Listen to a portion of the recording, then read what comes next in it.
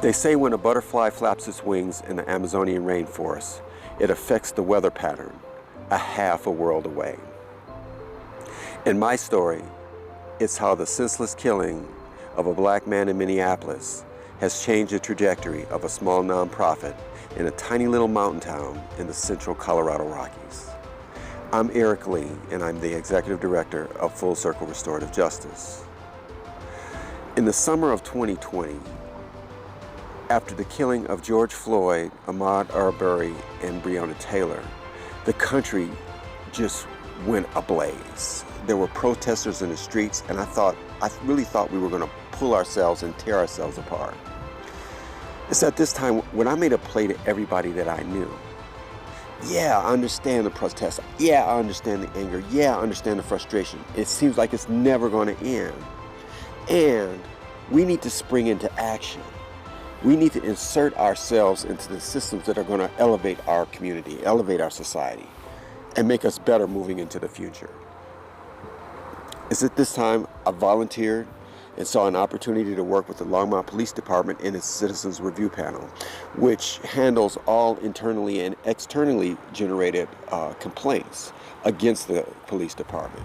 I learned a great deal, and I learned how to work cooperatively with the police as they worked with the citizens to create more transparency. Shortly after that, my daughter, who's a great activist, a great social activist, encouraged me to volunteer for the Denver Conflict Center, which is a restorative justice organization. After working in restorative justice for a short time, I developed this great passion for it. And that led me to this opportunity. Shortly after, my daughter once again said, Dad, there's a job opening in Salida. It's for Executive Director of Full Circle Restorative Justice. And I at the time was working as a health and wellness coach, doing mindfulness work, stress relief work with professionals and executives, and I was doing just fine. I was working on individual accomplishment, individual achievement, and so I pushed it away. It wasn't until a couple times later, including my sister-in-law who lives in BV, who called me and said, Eric, you're moving to BV, you're moving to BV. What? What are you talking about? And then once again, she brought up that job opening in Salida. Yeah, I thought about it again, but I pushed away.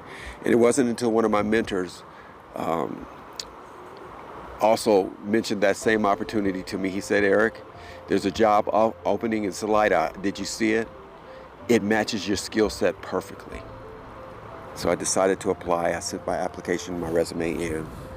I met with the board at FCRJ, and it just became a perfect fit. It gave me an opportunity to really live, not just as a volunteer, but in my life's work,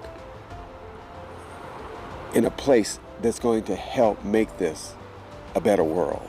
The passion and skill of our staff is exemplary. I mean, I walked into a situation with a staff that is doing great work, and I could just help lead them and guide them and offer them the support and resources they need to make this a better community, a better society, and a better world for the youth that follow.